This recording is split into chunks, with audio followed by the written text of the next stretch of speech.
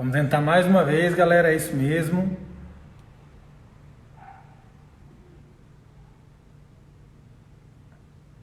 Ó, se alguém for tentar falar com o Neco, eu mandei uma mensagem para ele. Ah, aceitei. Pronto. Agora acho que vai dar certo. Já, a Regina já tá aqui, Neco já tá aí. Pronto, Neco, maravilha, conseguimos. Tá bom, a conexão aí. Tá ótimo, vamos lá.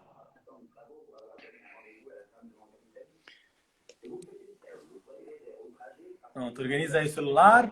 Pessoal, agora sim, Neco tá de volta, tudo certo. Voltem a colocar as perguntas aqui na interrogação para a gente poder continuar esse papo. Uma das perguntas, Neco, que eu acho que é o João, bom, não sabia quem foi que pediu para você falar um pouquinho da nutrição e da alimentação do cavalo de alto rendimento aí na Europa, o que muda, o que você acha, qual a importância de uma boa alimentação? Bom, isso é uma condição sine qua non, de uma boa alimentação, uma boa condição física do cavalo, etc. Isso né? Ou seja, é só fazer uma... eu gosto sempre de comparar o animal ao atleta. Você já imaginou um jogador de futebol de primeira divisão não se alimentar corretamente? Sentir o joelho estar sempre machucado? É impossível. Tem que ser a mesma coisa. Um cavalo tem que ter um trato correto, perfeito. Como o cavalo atleta. Não o cavalo que está muito bem cuidado na época paulista, em Santa Amaro, que está alimentado, que a pessoa vem e faz um passeio nele sábado e domingo. Não é isso a equitação esportiva. A equitação esportiva é uma assistência constante veterinário, ver se o cavalo está toda semana, puxar o cavalo, examinar o cavalo para ver se o cavalo está se sentindo bem. O esporte é duro para o cavalo. O cavaleiro menos, mas o cavalo é um atleta. Então é ele que sofre. Então as pessoas têm que considerar isso. Não chegar, manda encilhar o cavalo, monta, salta, bota no box, espera. Não é possível assim. Não? Assistência constante ao animal para ver como é que ele está. Os exames, todos os exames de sangue, regularmente, etc. Entendeu? A higiene dos dentes, os vermífugos, ferraduras, o melhor possível. Claro, cada um faz o que pode, entendeu? Mas não tem uma mal ferraduras aí, não. Tem sempre existiu cavalo ferrado no Brasil, então procurar levar, trazer de fora também um ferrador se for necessário, enfim, fazer alguma coisa para se ter uma boa representação. Tá ótimo. A pessoa tem que viver. O cavaleiro, se é um cavaleiro esportista e que vai fazer a competição, ele tem que viver para a competição. Ele não tem férias, ele não tem sábado, ele não tem domingo, ele não tem nada. Ele tem que viver confinado para o cavalo dele, para se preparar se ele tem ambições. Porque aqui todo mundo faz isso. Todo mundo faz isso. Opa. Muito obrigado. Só dando a mesma dica de sempre, galera, as perguntas que são do assunto que ele está falando no momento, se vocês mandarem aqui, é ótimo, um comentário. Agora, quando é uma pergunta muito fora do que ele está falando, manda na interrogação, porque se me atrapalha. Vamos lá. A rédea do Deval já foi. Alguém do Nutrisman está perguntando sobre os cavalos novos. Como é que você faz o trabalho de início, a parte de plano de um cavalo novo? Bom, o cavalo novo, depois que ele foi domado, que ele começa a trabalhar, ele vai começar a trabalhar depois dos 4 anos. Hoje em dia, as provas de 4 anos deviam terminar, já está terminando em todo lugar do mundo, para a pessoa poder, durante o ano de 4 anos, dar a primeira iniciação aos cavalos, que é simples. É simples. Aprender o cavalo a trabalhar na guia, trabalhar em liberdade, montar, trotar, galopar, parar, alto, recuar, começar pouco a pouco. Aos 5 anos, aumentar essa pequena reprise do cavalo de 4, 5 anos, 6 anos. Agora que na Europa se estabeleceu que eles chamam de youngsters, são os cavalos jovens que eles não podem competir em prova mais alta que 1,30 m ou alguma coisa assim. Internacional, só a partir de 8 anos. Internacional. Então, 4, 5, 6 e 7 é só preparação, cavalo para as provas de cavalo jovem. Né? Cavalo jovem. Não tem velocidade, 0 faltas é empatado, etc. Então, a partir daí, paralelamente a isso, o cavaleiro desenvolve o cavalo e trabalhando o cavalo no plano para evoluir ao máximo o adestramento dele e a submissão do cavalo, né? E, paralelamente a isso, o cavalo já está num programa de atleta, né? 5 anos, 6 anos, etc. A mesma coisa. Veterinário, curar, tratar, né? Verificar, ver se está tudo em ordem e fazer percurso. O cavalo aprende rápido o percurso e depois ele vai se desenvolvendo. O cavalo já 5 anos, ele já salta, ele já sabe. Ele tem que aprender a condução de um obstáculo a outro. Ele não salta um obstáculo cada vez. Ele tem que sair, saltar o número 1 e galopar para o número 2. Do número 2, galopar para o número 3. Nesse trajeto, ele tem que obedecer a mudança de velocidade e etc. Então, esse é o objetivo. Sensacional. Muito bom, obrigado, Neco. Vamos lá. Cadê? O Felipe Pimenta está perguntando aqui quais foram os 3 melhores cavaleiros que você já treinou e já viu montar? Eu já trabalhei, já treinei com muitos cavaleiros, através dos tempos. Bom, todos os brasileiros que nós já sabemos. A Eveline Blaton, que começou comigo montando pônei e terminou montando nas Olimpíadas. Teve uma participação honrosa na Olimpíada, Eveline Blaton.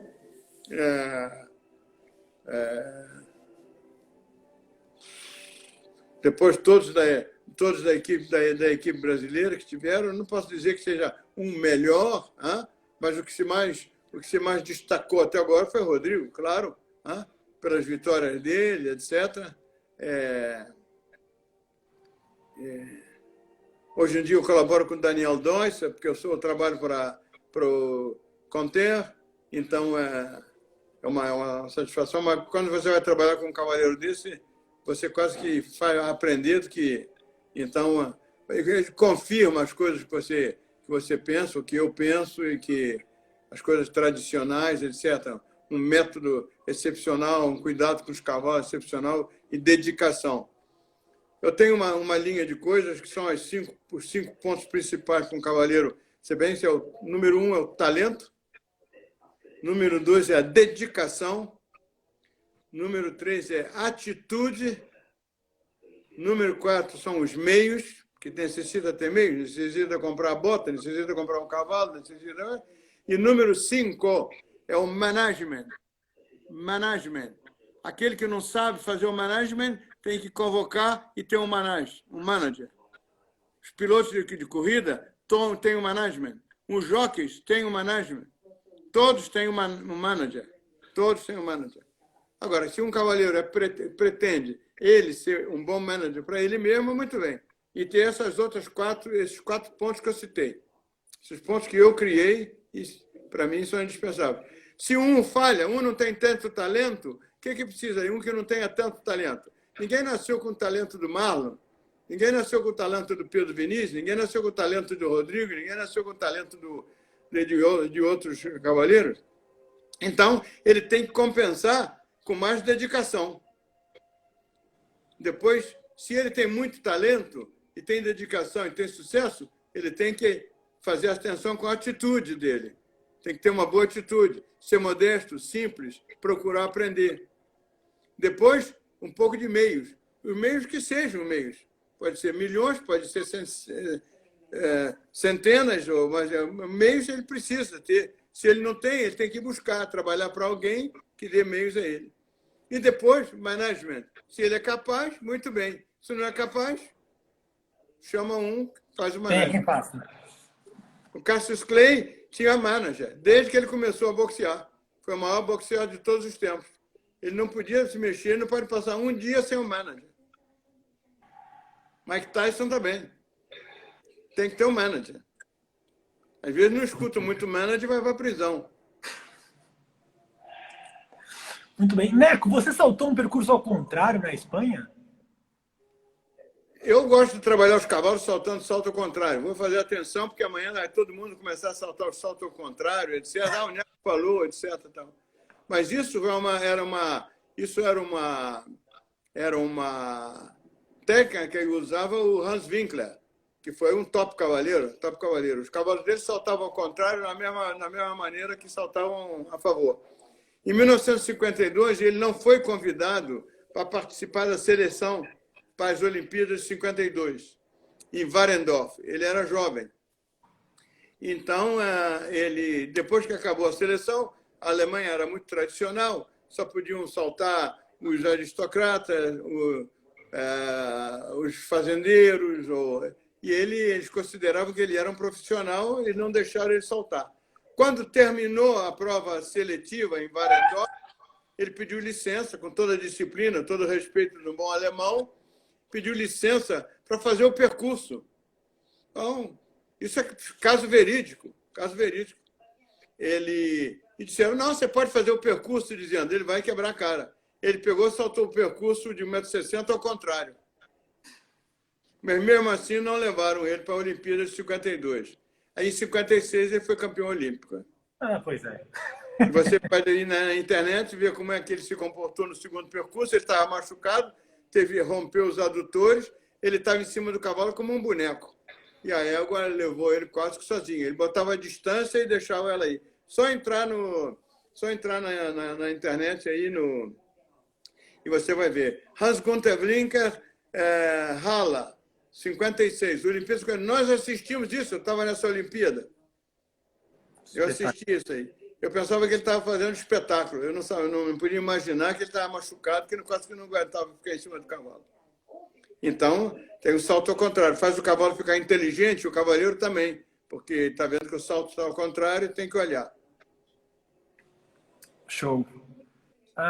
Tem uma pergunta aqui que acho que você conhece os clubes aqui do Brasil, Época do Rio, Época Paulista, que não tem piquete. Qual é a importância para você? Aí na Europa, muito manejo, né? Todos têm seus piquetes, todos têm esse processo. Qual que é a importância do piquete para você no cavalo de esporte?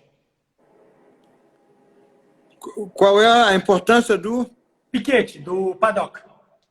Isso é uma coisa indispensável para os cavalos, para os cavalos. Isso é uma coisa da educação dos anglo-saxões. Eles adoram e soltam os cavalos. Na Alemanha, por exemplo, eles não soltam os cavalos, não aprovam muito isso. Mas todo inglês, irlandês, americano, os cavalos ficam soltos o máximo de tempo possível. É indispensável, uma coisa que ajuda demais os cavalos. Um bom piquete, etc., para o cavalo. Agora, o cavalo tem que estar habituado. Se o cavalo não está habituado, você solta no cavalo, que o cavalo está com muita vida, ele sai disparado, corcoviando, perde o ferro. Aí a pessoa fala, meu cavalo não posso soltar ele porque ele perde o ferro. Não, ele foi posto em liberdade sem ter uma condição de estar solto. Então, agora, se o cavalo está acostumado e depois do trabalho você solta ele se acomoda e ele fica habituado. Os australianos de concurso completo que eu treino, a maioria dos cavalos, muitas vezes, eles dormem fora também. Ficam cobertos a cabeça, capa, etc. Tal, e ficam no pasto a maioria do tempo. Verão e inverno. Não há melhor medicamento, não há melhor coisa que a natureza, né? Agora, você vai soltar num lugar agradável para o cavalo, não soltar num piquete que tem poeira e que tem com sol. Então, 40 graus no verão, um terreno cheio de poeira, cheio de coisa, e você solta o cavalo lá, e aí é impossível. O cavalo quer ir para o boxe, né? Você tem que ver tudo isso corretamente. Solta durante a noite o cavalo, quando não faz calor e não tem mosca. Show de bola. Como está sendo para você a experiência de treinar a equipe de CCE da Austrália e qual está sendo a dificuldade? Para mim foi uma surpresa quando eles me convidaram e eu tentei logo me adaptar, ver qual era. Eu, de concurso completo, só olhava quando tinha Olimpíada e as provas principais, etc. E seguia um pouco, mas eu não tinha ideia. Mas do conjunto das três provas. Prova de salto, sei o que é. Então, bom, minha função é treinar o salto, mas eu me interessei também para acompanhar todo o resto para a minha cultura pessoal. Bom, a prova o salto, eu comecei a treinar os cavaleiros. Número 1, são pessoas que já fizeram 2, 3 Olimpíadas, um que já fez 6 Olimpíadas, mas é simples, é uma pessoa atenciosa, parece um jovem júnior que está começando a montar. Foi o treinamento do salto para dar a eles uma outra óptica da maneira de enfrentar o salto. Eles montavam muito para frente, entendeu? Agora não, agora estão se aperfeiçoando. Vários cavaleiros de salto, como Luiz Silveira orienta a Nova Zelândia, o alemão monta em concurso. Eu já comecei a fazer eles montarem em concurso. Eles montam os cavalos de completo em prova de 1,40 m, né? Para justamente ajustar. Os cavalos não são muito respeituosos, porque eles perdem o respeito, porque um cavalo que é muito respeituoso não é suficiente bom para o cross, porque ele vai se usar muito os obstáculos, etc. E o obstáculo fixo, rústico, habitua o cavalo a tocar, e depois ele não se incomoda em tocar uma vara de 30 quilos e empurrar ela para o chão. Então, o cavaleiro teve que melhorar a abordagem dele ao obstáculo, etc. Eles montavam muito para frente, pegavam a primeira distância e iam embora. Agora não, agora eles montam como um cavaleiro de concurso e ajusta o cavalo, traz o cavalo ao pé do obstáculo como necessário. E então houve uma grande evolução, e houve uma evolução grande no esporte também, porque eles todos tomaram técnico de adestramento. Então, hoje em dia, as 5, 6 principais equipes, eles têm 3 técnicos, um de adestramento, um para cross e um para salto. E trabalham nessa maneira. Agora, são os trabalhadores incríveis. A pessoa não pode imaginar o que é uma dedicação 100%. São simples, vivem dentro do caminhão quando vão em viagem, porque eles montam 10 cavalos por dia e tem a prova de cross, tem a prova de salto, tem a prova de adestramento, aí depois mais um outro cavalo jovem, etc. Não tem nem tempo de ir ao hotel, nem nada. Eles já vivem dentro do caminhão e trabalham o tempo todo. Então, tem sido uma experiência muito boa para mim. E depois, é uma coisa, como eu digo, né? Como fazer um cavalo negligente, fazer um percurso de 1,30 m a 35 sem falta, né? E não adianta você tentar barrar o cavalo e nada, porque você vai preparar ele em casa, ele vai para o concurso, tem um cross de 8 km com 40 obstáculos, o que adianta ele estar preparado em casa para... Então, não adianta nada. Então, tem que ser ao natural mesmo. Tem uma pergunta aqui, que é do José Vicente Marino. Qual que é o seu maior legado? Né? O que você acha que você vai deixar para o futuro? Bom, eu não tenho essa pretensão de ter, mas pelo menos no meu país, no Brasil, eu acho que eu abri o caminho, eu acho que eu fui o primeiro sul-americano mesmo, ou de qualquer nacionalidade fora do continente europeu, a vir se instalar na Europa e se adaptar a essa vida de cavaleiro profissional. Então, hoje nós temos um enorme grupo de cavaleiros, não sei quantos cavaleiros vieram se instalar na Europa, falo do Brasil, né? E com sucesso, que chegaram aqui, fizeram, etc. Eu acho que isso já foi um legado, uma maneira de viver e se adaptar, uns com mais sucesso, outros com menos sucesso, mas é normal, a vida não podia ser todo mundo igual. E bom, na parte, digamos, internacional, bom, de todos os cavaleiros que eu formei, que já foram muitos, que tiveram nível olímpico, e que esses cavaleiros também tiveram outros alunos e passaram essa maneira de ver, que eu também não inventei. Eu copiei, fui observador, observei, passei muito tempo, no tempo do Beto Denemeth, fiquei muito amigo dele, observei, para mim foi o maior treinador e chefe de equipe que já existiu. Então, da hoje mesmo, eu ainda vi umas anotações dele que ele fez para mim, fiz clínicas com ele, etc. Eu cheguei a tal ponto, eu recebi um e-mail essa semana da Kati Kuzna, se lembrando da Olimpíada de Tóquio, que os cavaleiros americanos chegavam mais tarde, e o Berto chegava cedo, então eu era o único cavaleiro que ele deixava montar os cavalos para ajudar ele, que eles levavam, quando eles iam para esses lugares, eles levavam 15 cavalos, etc. A equipe americana. Então, eu tinha um ferrador que ele aceitasse, que ele mesmo, ferrador, que chamava Jean, que infelizmente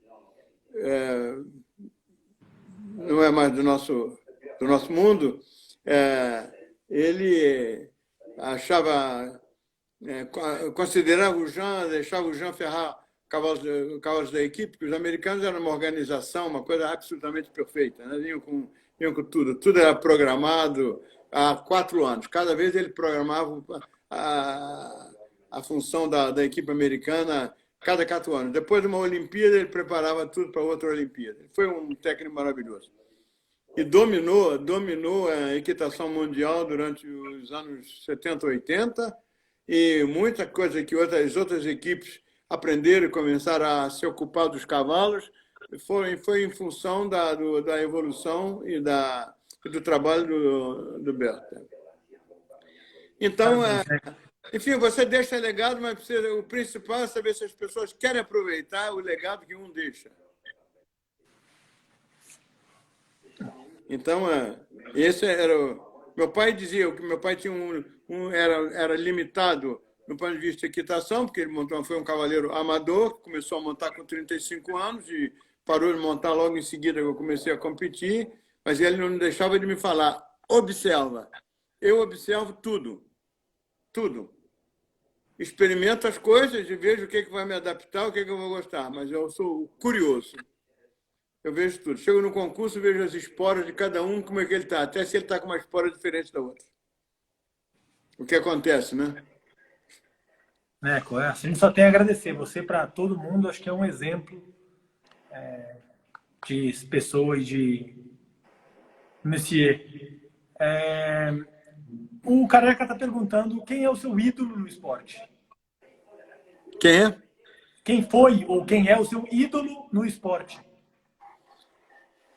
No esporte hípico foi o Raimundo Dinzeu, que para mim eu tive a ocasião a oportunidade, o privilégio de ser um de seus amigos.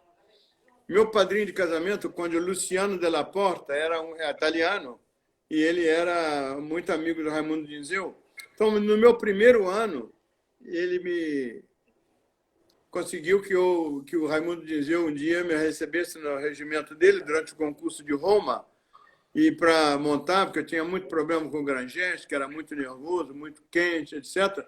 Nós fomos na caserna do Raimundo Dinzeu, e aí que eu fiz conhecimento com ele, e ele tinha sido no ano anterior campeão do mundo e campeão olímpico. Então eu cheguei ali e depois nos tornamos amigos toda a vida. Os concursos eram inseparáveis e era um homem que estava avançado, estava 10 anos na frente de todo mundo. Porque ele não teve cavalos excepcionais, os cavalos dele todos foram fabricados por ele, etc. E ele ganhou tudo. Olimpíada, Mundial, Derby, Grande Prêmio, Aix-la-Chapelle, tudo. Então, para mim, foi o meu ídolo. E nos outros esportes, cada um tem meus ídolos também, mas... Maravilha. Vamos pegar aqui mais uma. O Adalto Freire pede para você contar um pouquinho sobre os Whittakers, que diz que, segundo você, ninguém no mundo tem tantos saltos na vida quanto os Whittakers. Bom, esses são dois fenômenos. Dois fenômenos. Depois que apareceram no concurso, eles apareceram nos anos 70, 74, etc. Pai, mas é gente que é a qualidade do anglo-saxão. Eles nunca tinham saído da Inglaterra e fizeram uma carreira absolutamente extraordinária. Eles são dois... esses aprenderam sozinhos. Eles nunca tiveram um instrutor, não tiveram nada. Montaram... Mas isso é equitação inglesa. O menino com 5 anos bota ele em cima do cavalo, o pai dá uma chicotada no cavalo e sai pelo campo galopando, saltando obstáculo fixo. E aprenda ou salve-se quem puder. Nas casas, etc. E tiveram uma carreira maravilhosa. São duas pessoas absolutamente espetaculares e de uma simplicidade absolutamente incrível. Então, e com histórias maravilhosas. A história deles eles gostam um pouquinho do drink, né? Todo mundo sabe. Então, a gente dorme no elevador. Né? O Mike um dia vai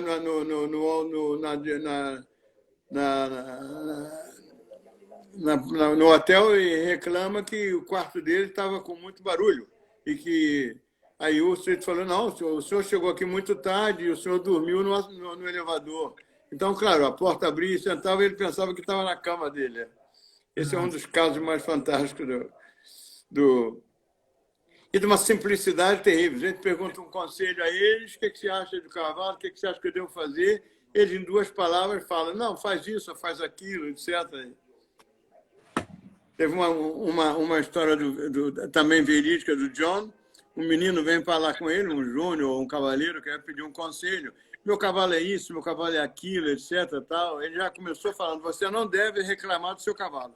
Primeiro você tem que amar seu cavalo. Goste do cavalo, não reclame do seu cavalo. Ah, tá muito bem. Mas ele é muito relaxado. Aí o João simplificou, falou, dá um bambu nele. Aí ele respondeu, eu já dei.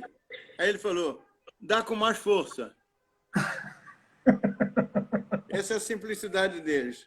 Se você for perguntar a ele por que ele fez aquela falta, ele falou, não, porque eu fiz 4 pontos. Por que você fez 4 pontos? Porque eu fiz a falta. Eles são assim, simples como tudo, mais simples que tudo. Justo.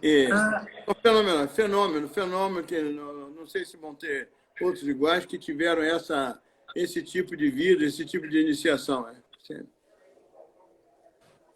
O Felipe Teixeira está perguntando qual que você acha que é a coisa mais importante para um cavaleiro, que o cavaleiro precisa ter para poder pular um grande prêmio?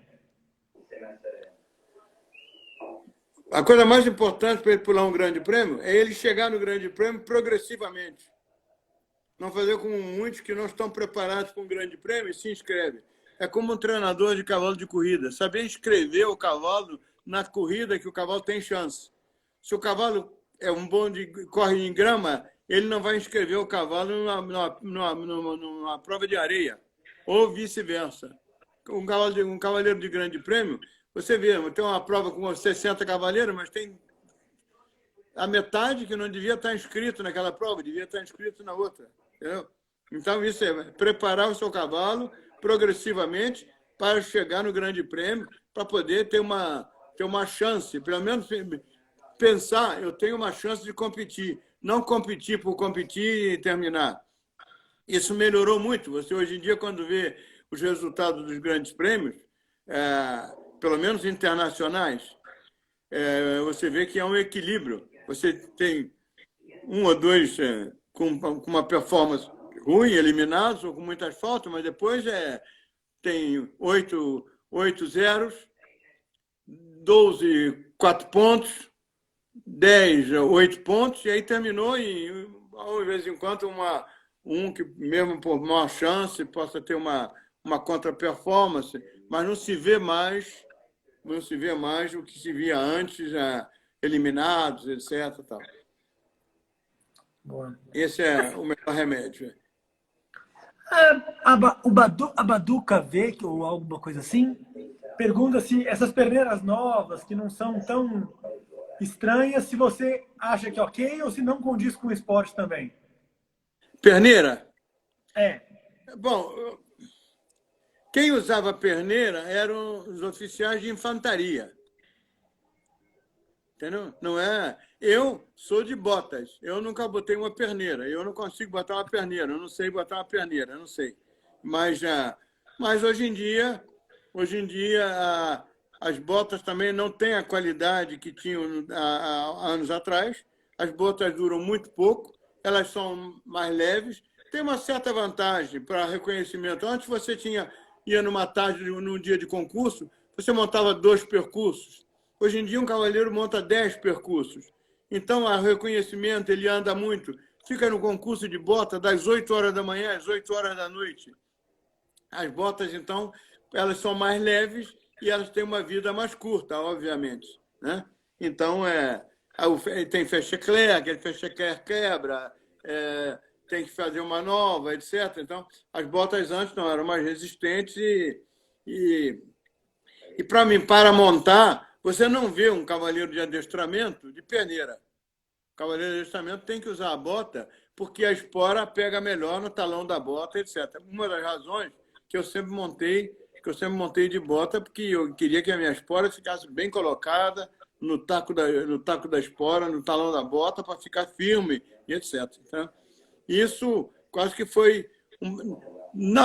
o cavaleiro bom, o cavaleiro que sabe, ele usa uma perneira e não faz diferença. Mas o cavaleiro já medíocre ou que não tem uma boa qualidade, se ele tiver uma bota correta, para começar, ele devia estar vestido corretamente. Né? A pessoa de perneira já não está vestido corretamente. Né? Já, na minha opinião, ele de bota estaria melhor. Entendeu? Então, mas não é uma coisa que atualmente se aceita. Se aceita. Neco, qual é o seu conselho para os young riders e juniors que estão nesse momento onde tem muito mais facilidades, mas que querem chegar no alto nível, querem se desenvolver como cavaleiros?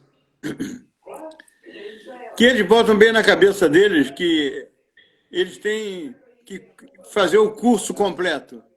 Eles têm que passar por isso, pelo ensinamento. Não que ele salte bem, que ele seja um júnior de talento, que tenha um bom cavalo, que salte bem, que ganhe a prova.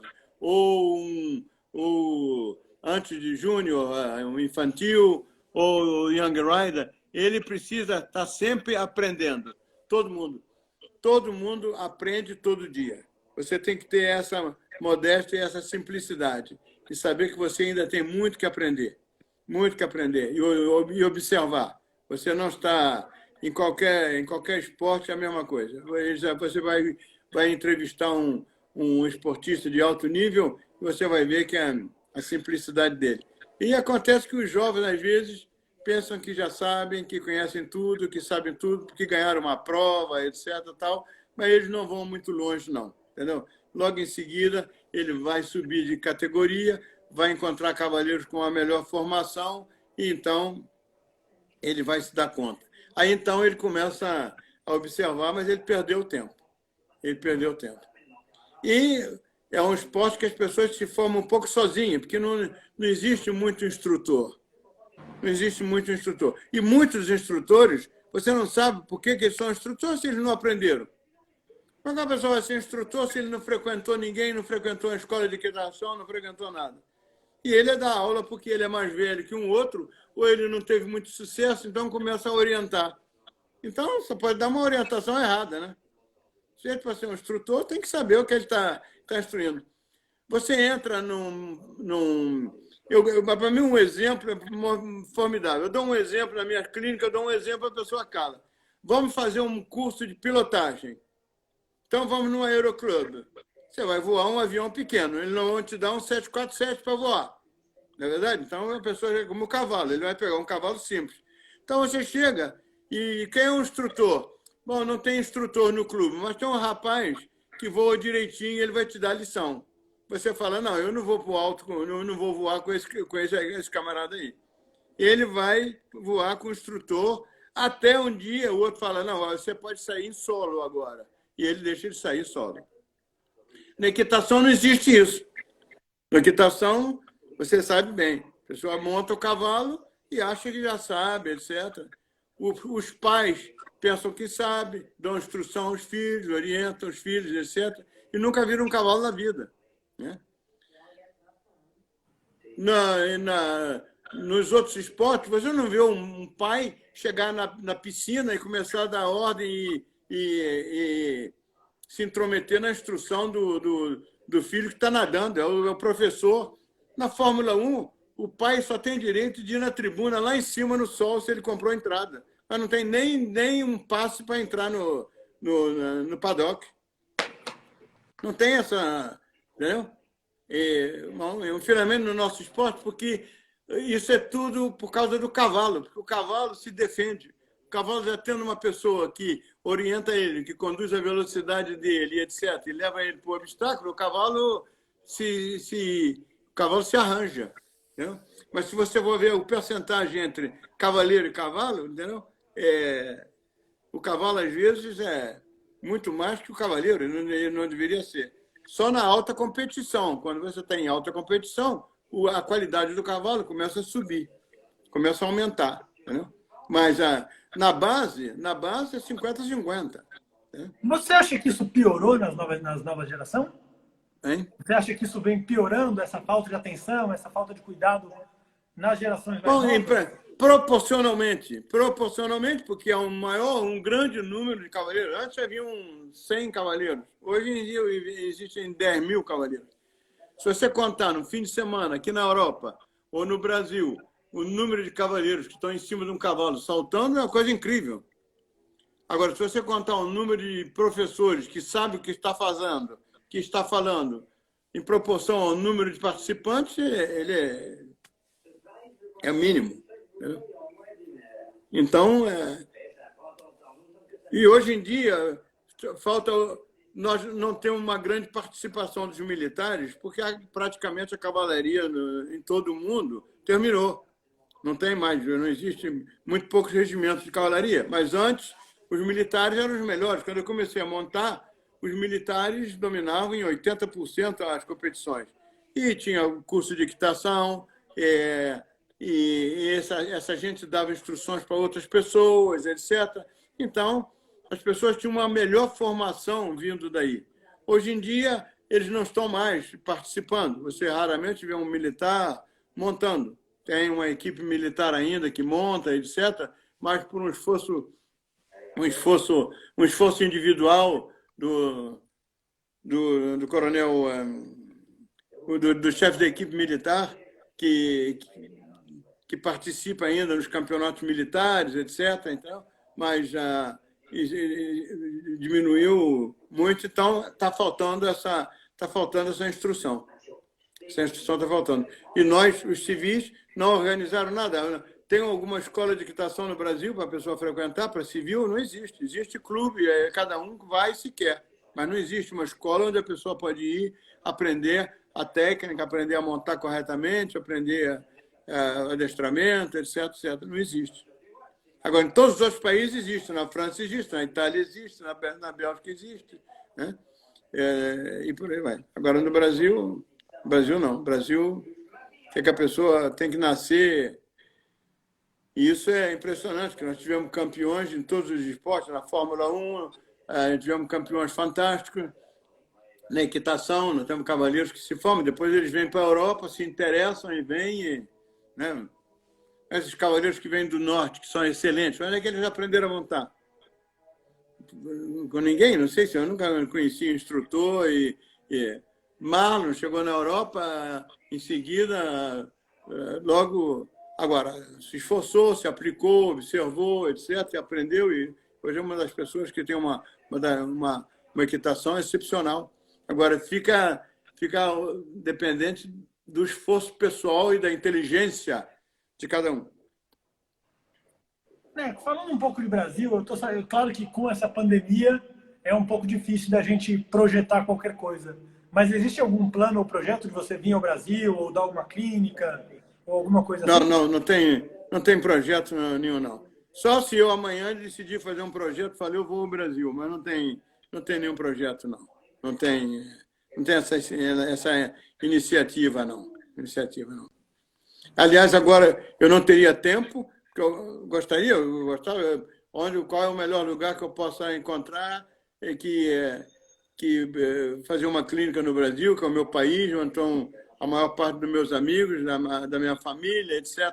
Mas, e se existe quando existia essa possibilidade, é uma iniciativa privada, particular de alguém que juntou uns alunos e foi. Eu nunca fui ao Brasil fazer uma clínica solicitado pela federação, etc. Quando eu dirigia as nossas equipes, eram cavaleiros que estavam aqui. Estavam instalados na Europa e instalados nas minhas cocheiras. Rodrigo, Doda, Bernardo, Johan Peter, etc, etc. Bom, vamos então pensar sobre isso, né, gente? Vamos dar um jeito. Vamos lá. Eu acho que a gente pode fazer já ir para as últimas perguntas, né? Porque já estamos aí quase 2 horas de novo. Deixa eu achar aqui. Tinha visto uma boa da outra vez. On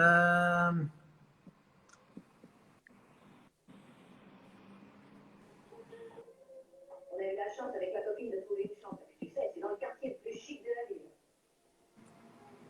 Je vais faire une clé pour toi. Comme ça, tu pourras venir quand tu voudras. Et maintenant, si je suis pas là. Como é que começou a sua parceria com o Jos Campos?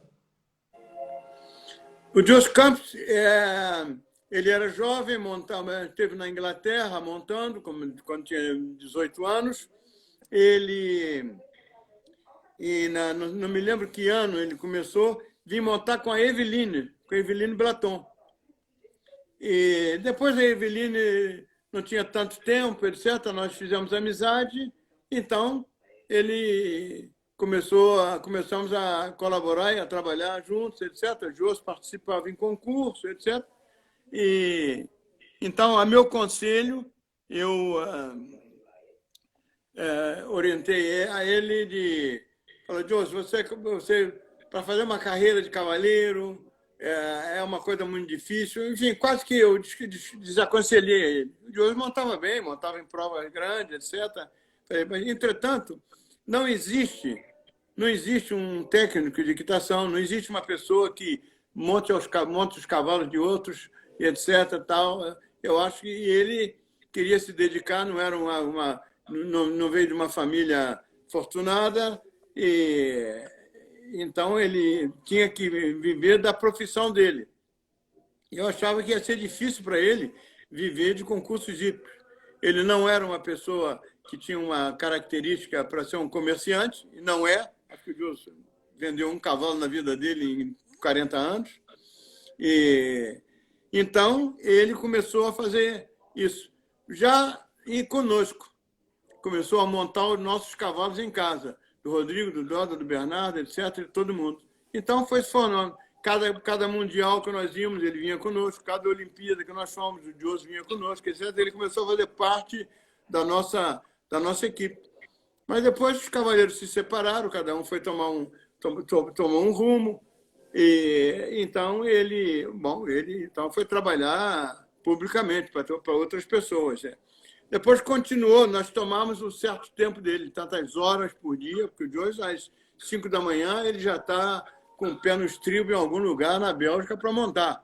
E desce do cavalo às 9 horas da noite. Né? Eu não sei. Então, ele é um trabalhador incrível e não salta. Eu falei, você não salte, você faz trabalho de plano nos cavalos. Eu nunca mais vi o Jos dar um salto. Eu falei, você dá um salto no cavalo ou faz um exercício no cavalo por sua iniciativa, no domingo, o cavalo vai saltar mal, vai ser culpado. Ou o cavalo, ou a bandeirola, ou a chuva, ou o vento, ou o Jos. Então, para você eliminar, deixa o resto. O Jos não, porque o Jos não salta. Então, ele seguiu esse conselho meu. E ninguém vê o Jos dar um salto. O Jos vem, trabalha os cavalos no plano, desce, agradece e vai embora. Passa por outro cavalo. Não conversa muito, não bate papo, não vai na sede, etc. Ele chega, monta, trabalha e vai embora. Monta, chega, trabalha e vai embora. Então, ele tem muito êxito. Ele faz clínicas e depois ele ficou tendo uma pessoa reconhecida internacionalmente, né?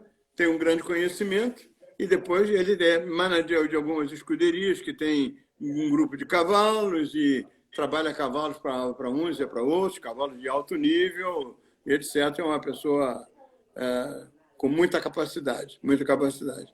E eu fazia muitas clínicas, as clínicas que eu não fazia, eu comecei a aconselhar o Jos, as pessoas já aceitavam que eu estava aconselhando alguém, etc. Então, o Jos, hoje em dia, ele faz clínicas em todo lugar, todo tempo. No Brasil, ele faz muito, na América, aqui pela Europa, etc. E acho que está uma pessoa com uma qualidade excepcional. Depois os filhos montam também, cresceram, etc. Montam, saltam em concurso. Mas ele não tem instalação, não. Ele é freelance. Ele chega, monta e... É uma pessoa excepcional. Maravilha. Ele teve Vem no sempre Brasil. montar. Ele teve no Brasil acho que 2 vezes já, ou 3 vezes dando clínica aqui. É uma pessoa ímpar. O Antônio Pimentel quer saber por que você apelidou o Filipinho de Tigrão. Quem? O Antônio Pimentel pergunta por que você apelidou o Filipinho de Tigrão. Como é que você pensa? Fecha os olhos e você não vê um tigre, não? O que é um tigre? Eita, travou. Vamos ver se volta.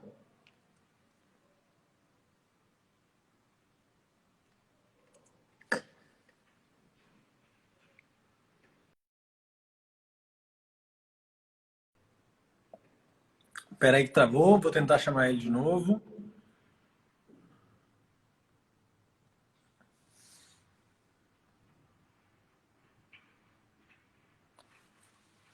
Tá.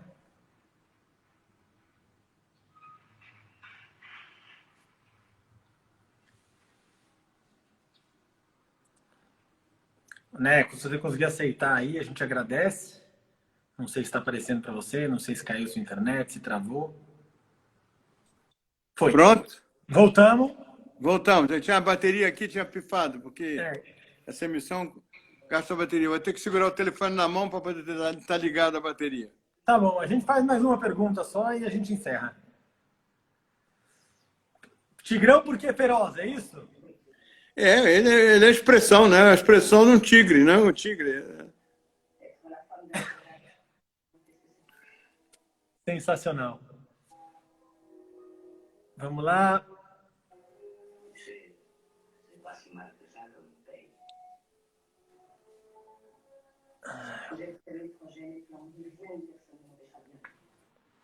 Neco, o que passa na sua cabeça quando você está indo para o percurso, indo para a prova? O que é o seu mindset? Bom, eu já não faço isso há 20 anos, quase que já esqueci. Mas, bom, digamos, uma concentração, né? Uma concentração necessária que você... Eu sempre fazia muita atenção em o que prova eu queria. Eu, na minha carreira, sempre tive um pouco de uma programação melhor possível, mesmo que uma das minhas umas coisas que eu tinha obrigações era eu tinha sempre alunos na mesma prova. Nos 10 primeiros anos, a senhora Givaudan, que montou durante 5 anos, depois outros cavalheiros também, que eu tinha alunos, e mesmo quando tinham provas importantes, como Aix-la-Chapelle, etc. Mas eu sempre pude distinguir isso e guardar a minha concentração e meu momento para mim, no momento que eu chegava perto do meu cavalo para montar.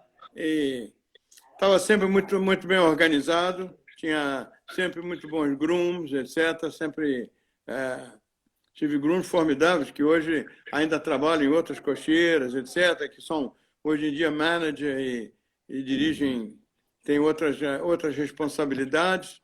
Então, eu sabia delegar um pouco as funções que são necessárias para um cavaleiro. Se eu montasse ainda, se eu voltasse a ter 40 anos, ia fazer um pouco diferente, tá? Porque os tempos mudaram. Antes você tinha que ganhar a tua vida em tudo, entendeu? Montando cavalo de outros,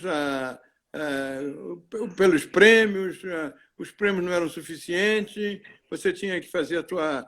Eu tive muitos sponsors comerciais, como Moët Chandon, como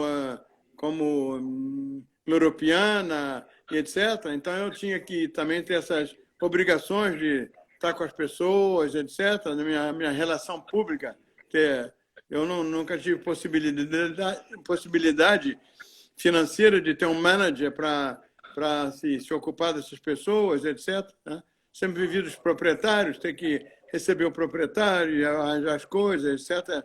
Minha vida foi assim. E se passou sempre muito bem. E era procurado por diferentes proprietários, que eu era, afinal, um estrangeiro, e as pessoas de cada país onde eu vivi me davam até preferência que a cavaleiros locais, né? Então, o único proprietário brasileiro que eu montei a cavalo foi o Dr. Jorge Johan Peter, que foi uma pessoa de grande ajuda e uma pessoa excepcional para mim, que eu tenho sempre muito agradecimento. Mas, então, os proprietários estrangeiros, uns mais fáceis, uns mais difíceis, etc. Tá? Depois as pessoas me apelidavam de domador de gringo. Tá? Que você sabe, as pessoas sabem, um dos proprietários que eu tive, que eram realmente difíceis de lidar. Mas eu atravessei o deserto com eles. Já. Atravessei o deserto. Maravilha. Então era necessário. É uma escola também que os cavaleiros têm que aprender como fazer para lidar com isso. Porque os cavaleiros, são raros os cavaleiros que têm possibilidade financeira de guardar os seus próprios cavalos, né? Com os preços que custam os cavalos, e que sempre custaram, os cavalos sempre foram caros. Hoje em dia, com a devaluação do dinheiro, são milhões, mas antes eram menos, mas também caros para sustentar um cavalo e ter um cavalo. Maravilha. Neco, acho que a última pergunta que eu queria fazer é um pouquinho, você falou dos seus grooms, e eu queria que você falasse da importância do groom no nosso esporte e no alto rendimento. A importância do groom, do tratador.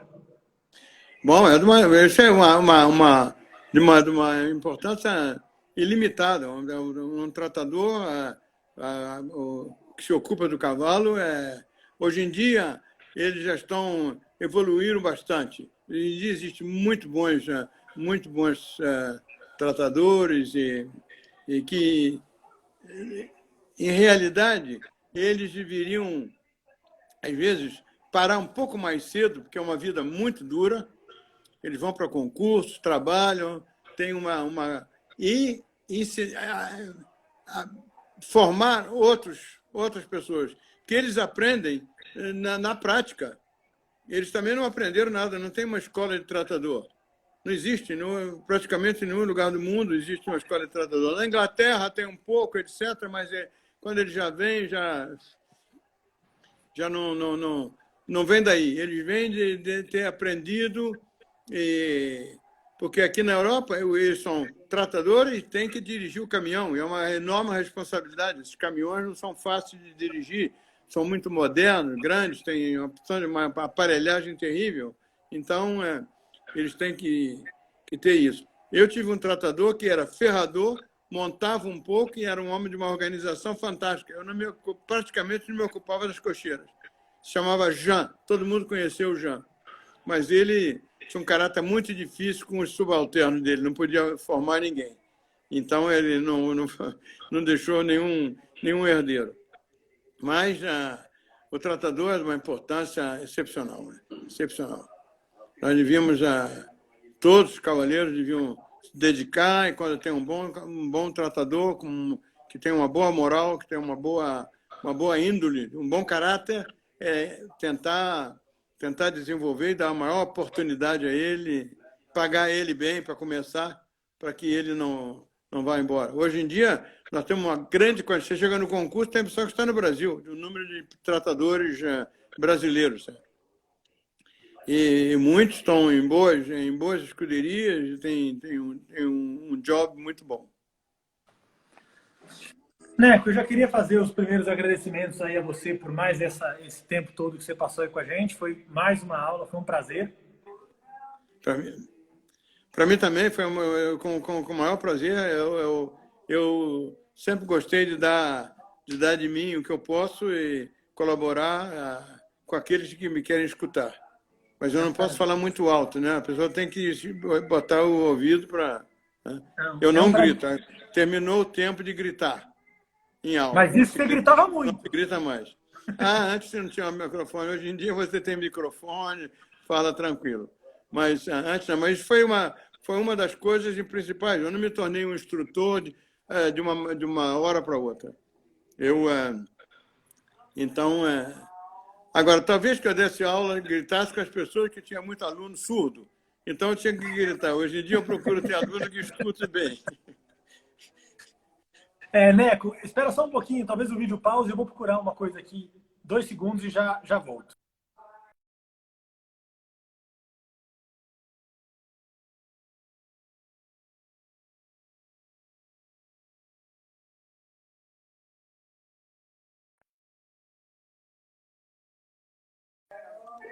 Vamos ver se eu voltei e se eu consigo achar aqui, acho que aparece. E para a gente finalizar, vou botar esse vídeo para rodar um pouquinho. Eu achei esse vídeo hoje. Foi a última vez que eu montei a cavalo. Esse é o Carioca, quem me mandou esse vídeo foi o Yuri. E eu não sei, ele escapou do meu aparelho, eu não tinha. Yuri me mandou esse vídeo hoje e eu montei o Carioca há 20 minutos, era o tempo da minha resistência. Mas o Carioca nessa época aí já tinha 7 anos para 8 anos, estava bem adestrado, etc. Então eu montei ele em 2 ocasiões. Eu tenho uma verdadeira paixão por esse cavalo. Considero esse cavalo com uma qualidade excepcional. Eu espero que ele tenha... Tem outro vídeo, mas eu preciso salvar ele aqui, que eu achei que não ia dar certo. Então, só um segundinho que eu já coloco.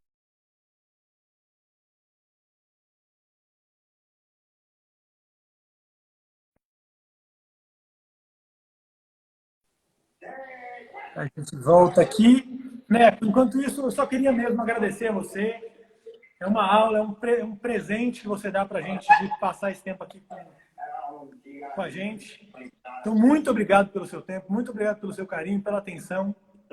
E obrigado por tudo que você fez pelo nosso esporte, que você faz. Você é um ídolo para mim e para muitos, tá bom? E eu quero agradecer a você também e te felicitar por essa iniciativa.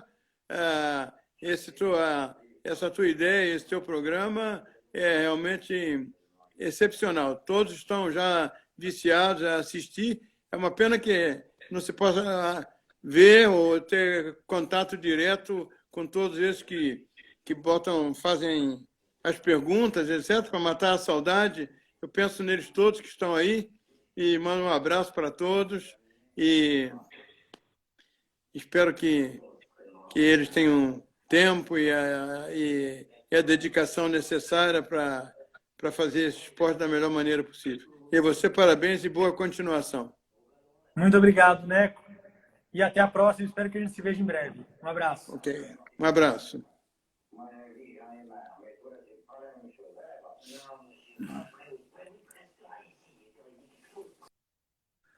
Pessoal, foi isso. Segunda parte da entrevista com o Neco. Um prazer para mim imenso. Um prazer imenso ter todos vocês comigo mais uma vez. Amanhã, como todo mundo já sabe, eu já falei, 8h30 da noite, tem a entrevista com o Filipinho. Estejam aqui, venham presente, mandem as perguntas no box. Eu vou abrir o box daqui a pouco, me ajuda muito a organizar a live. E eu queria agradecer a Malu Cury, com o canal do Hipismo e com o Mundo Hípico, que estão me ajudando na divulgação. Agradecer a Lakiu, em nome da Kalu, né? A Kalu em nome da Lakiu, que está me dando todo o suporte. E lembrar vocês que hoje, daqui a pouco, eu não sei exatamente que horas, a Kalu vai soltar a primeira pergunta do quiz, que é sobre essa live do Neco. Vão ser 6 perguntas, vai ter domingo a domingo. E aí vai entrar lá num pool, quem acertar todas, vai entrar num pool de sorteio para ter 50% de desconto na Lucky. Acho que até 3 peças, um boné.